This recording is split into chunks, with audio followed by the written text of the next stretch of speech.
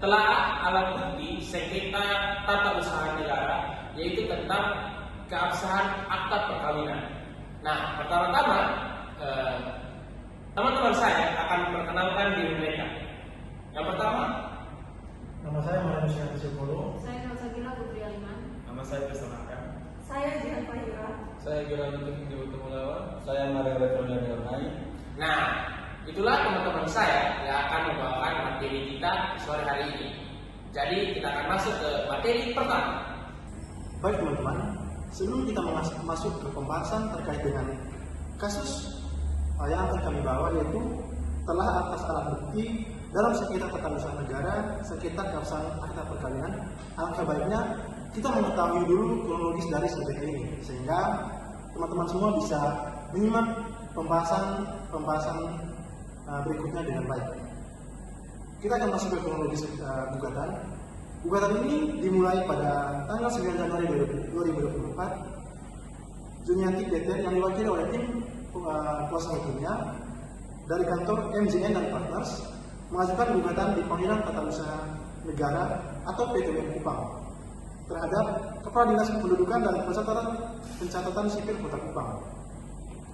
Dalam gugatan ini terkait dengan pencatatan akta perkawinan antara almarhum Amin Peter dan Minarti.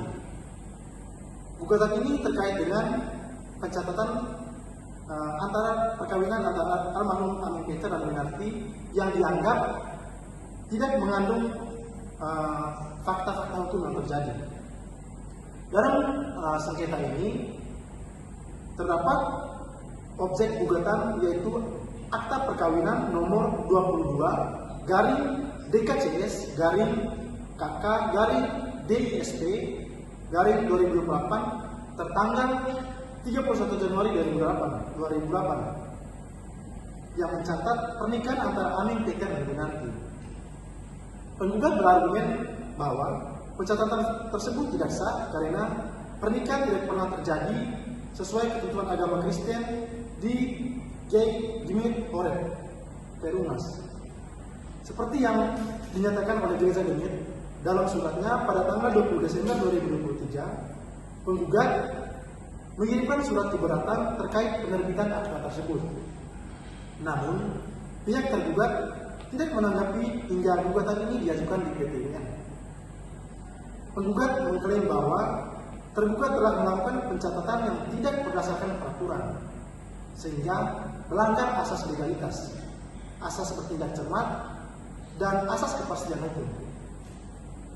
Penggugat juga mengemukakan bahwa tindakan ini mengakibatkan kerugian perdata dengan Minarti menguasai harta peninggalan tanpa hak.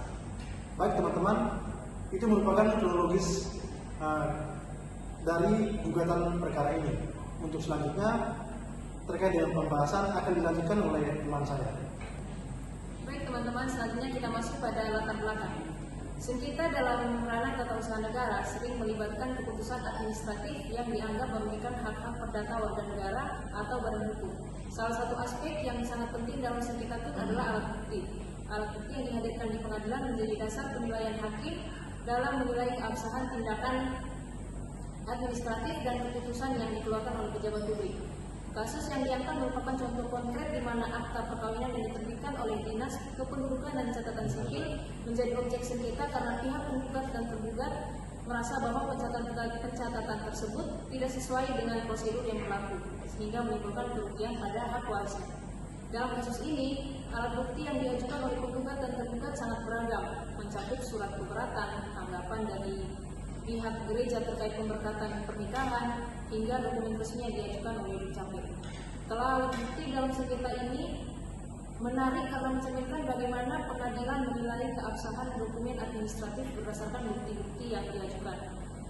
Lalu rumuskan masalah yang kami ambil di sini yaitu yang pertama, apa saja beban pembuktian yang terdapat dalam sengketa keabsahan akta perkawinan tersebut. Lalu yang kedua, apa saja fakta-fakta yang terdapat dalam proses pemeriksaan sengketa tersebut. Dan yang ketiga, bagaimana putusan akhir dari sengketa tersebut. Baik, untuk materi selanjutnya akan disampaikan oleh kawan saya. Selanjutnya kita masuk ke pembahasan beban pembuktian. Pembuktian adalah bagian terpenting dalam proses pemeriksaan perkara persidangan. Karena dengan bukti yang benar dan tepat tepat akan mempengaruhi menang atau kalahnya seorang dalam suatu perkara atau sengketa. Dalam sengketa yang dihadapi dalam arti sempit, pembuktian hanya diperlukan apabila apa yang dikemukakan penggugat dibantah oleh tergugat dan sebaliknya. Kebenaran yang tidak dibantah atau tidak perlu sedikit pun atau dibuktikan. Dalam sengketa ini, akta perkawinan yang dikeluarkan oleh Dinas Kependudukan dan Catatan Sipil atau Dukcapil dianggap sah sehingga terbukti atau sebaliknya. Ini sesuai dengan asas prosecutional Liechtenstein yang menganggap setiap tindakan administrasi negara atau putusan yang diambil oleh pejabat publik sebagai sah dan benar, sehingga ada bukti yang menunjukkan sebaliknya. Oleh karena itu, penggugat memiliki beban awal untuk membuktikan bahwa akta tersebut tidak sesuai dengan kenyataan atau prosedur yang berlaku. Dalam kasus ini, penggugat harus menghadirkan bukti yang menunjukkan bahwa pemberkatan nikah tidak pernah dilakukan sesuai dengan aturan agama yang sah. Baik, selanjutnya kami akan membacakan pihak tergugat dan penggugat memberikan bukti serta memberikan saksi dan ahli sebagai berikut. Dari pihak tergugat sendiri memberikan bukti yang pertama, bukti P1 sampai P24 akan kami tampilkan sebelah sini, dan pihak penggugat memberikan saksi diantaranya Franciscus Lianus OS 7 dan Meradewi Agustina Lek STH, dan pihak penggugat memberikan ahli diantaranya Johannes Bire SM TH. Yang kedua, dari pihak tergugat memberikan bukti diantaranya P1 sampai P9 akan kami tentukan sebelah sini, dan menghadirkan saksi diantaranya Danielasi SM dan Satna Hai, dan menghadirkan ahli grup seorang Octavianus EO SHMS. Baik, selanjutnya kita akan masuk dalam fakta-fakta yang terdapat dalam proses pemeriksaan sengketa.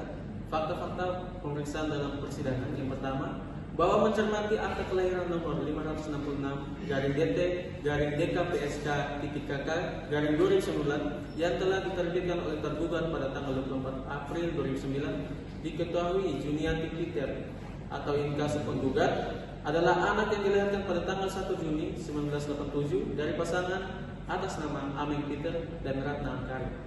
Fakta yang kedua, bahwa berdasarkan pengakuan penggugat dalam pemeriksaan persiapan pada pokoknya menyampaikan sebelum Ameng Peter menikah dengan Winarti, antara Ameng Peter dan Ratna Angkari pernah hidup bersama namun tidak pernah melangsungkan pernikahan. Fakta yang ketiga, bahwa mencermati objek sengketa, diketahui pada tanggal 31 Januari 2008 telah dicatatkan perkawinan antara Ameng Peter dan Winarti yang telah dilangsungkan di hadapan pemuka agama pada tanggal 12 Agustus 2002. Fakta yang keempat, bahwa berdasarkan bukti P4 berupa paspor atas nama Pisin Bin, diketahui Pisin Bin biasa juga dikenal dengan nama Ameng Peter. Fakta yang kelima, bahwa mencermati akta kematian nomor 5321/KM/2709217/00 21 tanggal 27 September 2017 yang diterbitkan oleh tergugat, diketahui Pisin Bin telah meninggal pada tanggal 12 September 2017. Fakta yang keenam, bahwa penggugat pada pokoknya mendalilkan oleh karena tindakan hukum tata usaha negara adalah perbuatan hukum badan atau pejabat tata usaha negara yang dapat menimbulkan hak dan kewajiban orang lain, sehingga penggugat menyatakan dalam perkara ini adalah hilangnya hak waris penggugat sebagai ahli waris sah atas sebagian dari harta peninggalan almarhum Ameng Peter alias Pisin Bin. Fakta yang terakhir yaitu bahwa saksi penggugat atas nama Franciscus Julianus Ois Uju juga menerangkan pada pokoknya penggugat telah tinggal bersama Ameng Peter dan Winarti sejak saksi mulai bekerja dengan Ameng Peter dan setahu saksi penggugat yang mengelola usaha dari Ameng Peter di Kuanimo. Baik, selanjutnya kita masuk dalam putusan akhir. Yang pertama, menimbang bahwa dalam isi atau substansi yang ditetapkan dalam objek sengketa adalah pencatatan perkawinan antara Amin Peter dan Minarti yang telah dilangsungkan di hadapan pemuka agama Kristen pada tanggal 12 Agustus tahun 2002. Yang kedua, menimbang bahwa mencermati dalil penggugat yang pada pokoknya menyatakan hilangnya hak waris penggugat sebagai ahli waris sah atas sebagian dari harta peninggalan almarhum Amin Peter alias Tisimbin, maka menurut pengadilan inti permasalahan dalam sengketa A adalah berkaitan dengan hak keperdataan. Yang ketiga, menimbang bahwa berkaitan dengan hak keperdataan sebab penuntutan apakah penggugat yang dilahirkan pada tanggal 1 Juni 1987 dari pasangan Amin Peter dan Ratna Angkari dapat merujuk pada ketentuan pasal 43 ayat 1 Undang-Undang Nomor 1 Tahun 1974 tentang perkawinan junto putusan Mahkamah Konstitusi Nomor 46 Peraturan Undang-Undang Nomor 8/2010 sehingga penggugat dapat dikatakan memiliki hak waris dari Amin Peter. Hal demikian bukanlah termasuk dalam kewenangan absolut dari Pengadilan Tata Usaha Negara untuk menentukannya. Yang keempat, menimbang bahwa demikian eksepsi permasalahan hukum dalam sengketa ini sesungguhnya merupakan sengketa waris yang berada dalam ranah hukum perdata, khususnya antara penggugat dengan ahli waris lainnya dari Amin Peter, dan atas dasar hal itu pula sengketa A tidak memenuhi kriteria sengketa tata usaha negara secara kumulatif sebagaimana ditentukan pasal 1 angka 10 Undang-Undang Republik Indonesia Nomor 51 Tahun 2009 tentang perubahan kedua atas Undang-Undang Nomor 5 Tahun 1986 tentang Peradilan Tata Usaha Negara. Yang kelima, menimbang bahwa oleh karena eksepsi tergugat mengenai kewenangan absolut diterima, maka terhadap pokok perkara tidak perlu lagi dipertimbangkan sehingga gugatan penggugat dinyatakan tidak diterima. Yang terakhir, menimbang bahwa oleh karena gugatan penggugat tidak diterima, penggugat dinyatakan sebagai pihak yang kalah dihukum membayar biaya perkara sejumlah yang tercantum dalam amar putusan sebagaimana ketentuan pasal 110 dan pasal 112 Undang-Undang Republik Indonesia Nomor 5 Tahun 1986 tentang Peradilan Tata Usaha Negara. Baik, sekian pembahasan kelompok kami tentang sengketa ini.